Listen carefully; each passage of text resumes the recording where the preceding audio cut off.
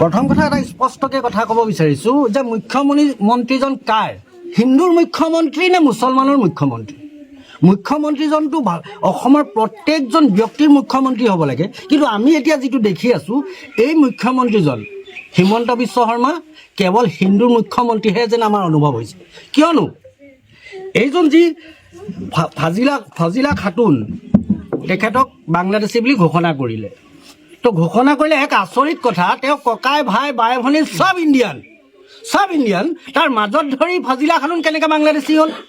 যদি বাংলাদেশী হয় গোটেইখিনিয়ে বাংলাদেশী হ'ব লাগিছিলে। এইটো মানে কিবা নুবুজা এক সাঁথৰ। এই নুবুজা সাঁথৰটোক লৈয়ে এইবাৰ বিজেপিয়ে ২৬ৰ বৈতৰণি পাৰ কৰিম বুলি ভাবিছে। গতিকে এতিয়া ২৬ৰ বৈতৰণিৰ কাৰণে বিজেপিৰ ব্ৰেণ্ড এম্বেচাডৰ হৈছে মিয়া, বিজেপিৰ ব্ৰেণ্ড এম্বেচাডৰ হৈছে মিয়া, আৰু এই মিয়াৰ মূৰত ভৰি থৈয়ে এইবাৰ হিমন্ত বিশ্ব শৰ্মাই ২৬ৰ নিৰ্বাচনী বৈতৰণি পাৰ কৰিব বিচাৰিছে। গতিকে এই নিঃসহায় অসহায় দুখীয়া দৰিদ্ৰ ব্যক্তিবিলাকৰ মূৰত ভৰি থৈ যদি কোনোবাই পাৰ হ'ম বুলি ভাবিছে, তেনেহ'লে ইয়াৰ বিচাৰ কিন্তু দুখন আদালত আছে। এখন আদালত এই এখন আদালত পৃথিৱীৰ পৰা যোৱাৰ পাছত এখন নিশ্চয় আদালত আছে। আমি সেইখন আদালতলৈও ফৰিয়াদ কৰিম যাতে এনেকুৱা ব্যক্তিয়ে সেইখন আদালতত হ'লেও শাস্তি পাব। কিন্তু আমি আশা কৰিছোঁ যাতে মিয়াক লৈ যিটো ৰাজনীতি কৰি ৰাজনীতি কৰক, আমাৰ একো আপত্তি নাই, কিন্তু এজন ব্যক্তিক ডাইৰেক্ট বাংলাদেশী বুলি ঘোষণা কৰি দিব, ঘৰৰ সকলো মানুহ ভাৰতীয়, তাৰ মাজত এজন বাংলাদেশী কেনেকৈ হ'ল? এই গোটেই নথি পত্ৰসমূহ আমাৰ হাতত আছে, বাপেকৰ NRC আছে, মাকৰ NRC আছে।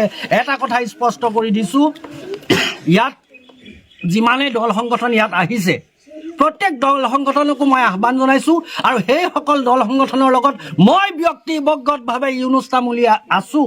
সেইসকলক মই যেনেকৈ পাৰোঁ সহায় সহযোগিতা আগবঢ়াই যাম। প্ৰয়োজন হ'লে এই কেছটোলৈ আমি হাইকোৰ্ট যাম, প্ৰয়োজন হ'লে এই কেছটোলৈ আমি সুপ্ৰিম কোৰ্ট যাম। আমি বহি নাথাকোঁ, কিয়নো আমি বহি থকা জাতিও নহয়,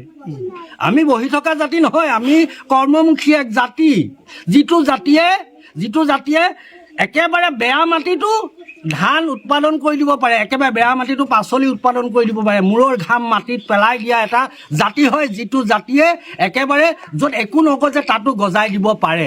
গতিকে এনেকুৱা এটা জাতিৰ হৈ নিশ্চিতভাৱে যুঁজি যাম। আৰু এটা কথা কৈ যাম, এই কথাষাৰ কোৱাৰ কাৰণে যদি কোনোবাই কয় যে উজনিৰ পৰা আহি ইউনুছ তামুলীয়ে নামনিত ৰাজনীতি কৰিবলৈ আহিছে, হয়, মই উজনিৰ পৰা আহি ইউনুছ তামুলীয়ে নামনিত ৰাজনীতি কৰিবলৈ আহিছোঁ, কিন্তু ৰাজনীতি কাৰ কাৰণে কৰিবলৈ আহিছোঁ, কথা কাৰ কাৰণে ক'বলৈ আহিছোঁ, এই দুখীয়া দৰিদ্ৰ নিচলা মুছলমান ব্যক্তিসকলৰ বাবে মই ওলাই আহিছোঁ আৰু ওলাই যাম। আৰু তাৰ বাবে ক'ৰবাত যদি কাৰোবাৰ ৰোষত পৰোঁ, মোৰ দোষ নাই, আক্ষেপ নাই, কিয়নো ক'ৰবাত কেতিয়াবা কিবা এটা ভাল কাম কৰিবলৈ যাওঁতে ক'ৰবাত কাৰোবাৰ ৰোষত পৰিবলৈ হ'লেও আপত্তি নাই। কিন্তু এটা কথা স্পষ্টকৈ ক'ম, বৰ্তমান ৰাজনীতিত মিয়া বিজেপিৰ ব্ৰেণ্ড এম্বেচাডৰ হয়, আৰু এই ব্ৰেণ্ড এম্বেচাডৰৰ মূৰত ভৰি থৈয়ে এইবাৰ নিৰ্বাচনী বৈতৰণি পাৰ কৰিম বুলি ভাবিছে। ইমান দিন হ'ল, এতিয়া নিৰ্বাচনৰ আগে মানুহক বাংলাদেশী কৰাৰ মূল উদ্দেশ্যটো কি?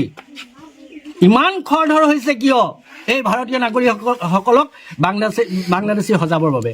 মুঠতে ই গ্ৰহণযোগ্য নহয়। আমি যুঁজ দি যাম, যিমানলৈকে পাৰোঁ আমি এইসকল ব্যক্তিৰ বাবে নিশ্চিতভাৱে যুঁজ দি আগুৱাই যাম।